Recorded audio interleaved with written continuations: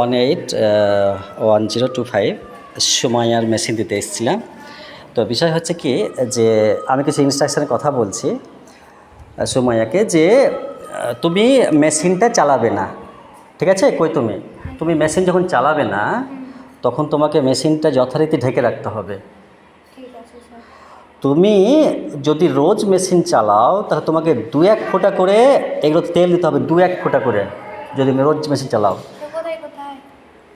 এখানে দিবে, এখানে দিবে, এটাতে দিবে, এটাতে দিবে, এটাতে দিবে, এটা দিবে, কিন্তু এটাতে কম দিবে। যদি লোকের অর্ডার কাজ হয় তখন এটাতে 2 ফোঁটার 1 ফোঁটা বেশি দিবে না, এটা দিবে।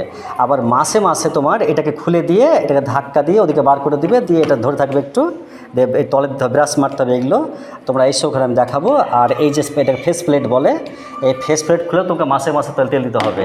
আবার এখানে আছে এটা দিতে হবে, ঠিক আছে? আর যখন তোমার এইখানে আছে যেটা মানে এই স্ক্রুটা এটা খুলে আবার পরিষ্কার করতে হয় মাঝে মাঝে। আবার এই যে ফিডডগ আছে ভেতরে, এটাও মাসে মাসে খুলে পরিষ্কার করতে হয়। তুমি আমাকে ওখানে বলবে, আমি কোনো দিন গেলে ক্লাস করাবো, বোঝাবো, ঠিক আছে? আর সুতো পরানো আছে, এই অবস্থায় কেউ না জানাশোনা কেউ মানে উল্টো ঘুরিয়ে দিবে না।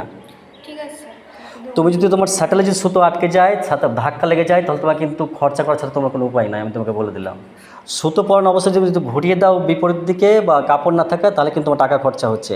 আর যদি এই কথা মানো তুমি, তোমাকে দেখবে অনেক দিন তোমাকে টাকা লাগবে না, খরচা করতে হবে না, ঠিক আছে?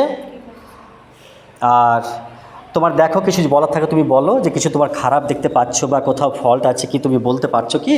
কোনো ফাটা স্ক্র্যাচ আছে কি? এখানে আমি একটা দাগ দেখলাম আমাদের আনতে গিয়ে, তোমার এটা হয়েছে, আমাদের খুব কষ্ট করে নিয়ে আসছি, তো কোথাও একটু দাগ দেখলাম আমি, সেই সাইডের ব্যাপার। এখানে তোমার একটা দাগ দেখলাম না একটু, না ওটা আমি তাহলে ভুল দেখেছি। ও ঠিক আছে, এমনি কোথাও কোনো ই নেই, খারাপ নেই।